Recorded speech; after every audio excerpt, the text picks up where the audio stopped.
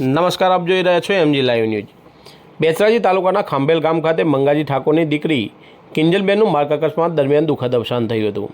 ખાંભેલ ગામ ખાતે મંગાજી ઠાકોરની દીકરી કિંજલબેન તેઓના પરિવાર સાથે બહાર ગામ જતા હતા। તે દરમિયાન માર્ગ અકસ્માતમાં કિંજલબેનનું દુઃખદ અવસાન થયું હતું। જેઓના પરિવારની આર્થિક પરિસ્થિતિ ખૂબ જ નબળી હોવાથી બહુચરાજીના ધારાસભ્ય સુખાજી ઠાકોર દ્વારા માનનીય મુખ્યમંત્રી ભૂપેન્દ્રભાઈ પટેલના રાહત ફંડમાંથી સહાય માટે અરજી કરવામાં આવી હતી।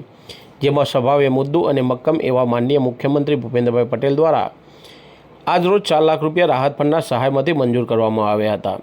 જેનો ચેક આજરોજ ધારાસભ્ય સુખાજી ઠાકોર દ્વારા પરિવારને સુપરત કરવામાં આવ્યો હતો અને પરિવારને સાંત્વન આપવામાં આવ્યું હતું।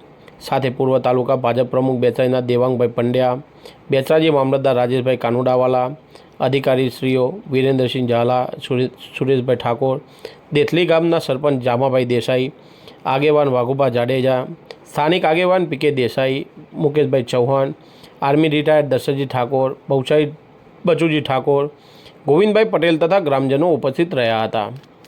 ચેતન પટેલ, મહેસાણા।